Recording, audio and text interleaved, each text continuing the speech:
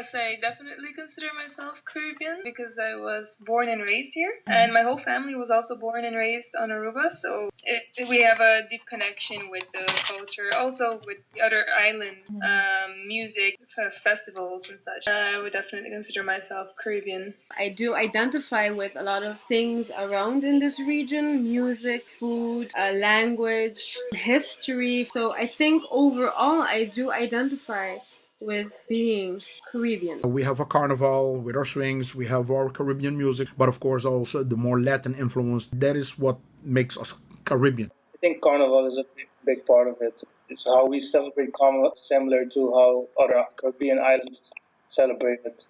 For me, Caribbean equals Aruba. I do feel I have a Caribbean flavor. I guess we feel that in music and the way we dance. I don't think I can live the rest of my life anywhere else but in the Caribbean, especially like to Aruba. I do consider myself Aruban. A stronger national pride. I think Aruba has kind of like an identity crisis almost. Like we identify with a lot of different cultures. We like to be festive, we like to be social. Proud to be Aruban. I'm also proud to carry the Dutch passport. Having a European passport, I think that's a great benefit. It's great that we belong to the kingdom. That there has been a resistance to Dutch influence. I think we can learn a lot from the Dutch. I think it's quite difficult for us to call ourselves Dutch, but culturally there's a big gap. We are warmer people, so I guess in that sense I wouldn't consider myself so Dutch. Dutch is my mother tongue, but to say I identify as Dutch is maybe one bridge too far.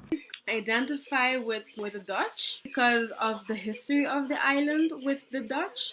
I am not connected to South America or Central American. We are more Americanized.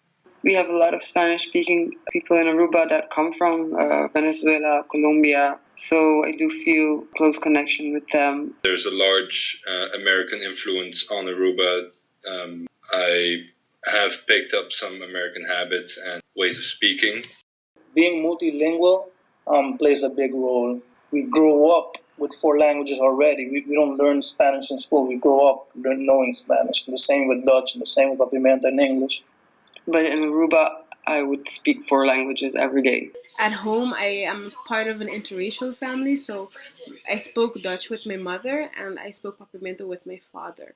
I think there are benefits learning Dutch. Having the knowledge of the Dutch language does help you with work. The thing is with Dutch, it's just something everyone should learn, but no one understands why. The majority population in Aruba does prefer Papiamento because it's their native language.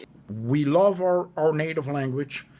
In my opinion, I don't see that there's any really push on the language to go this or that direction or to preserve it, because I don't think there's any need yet.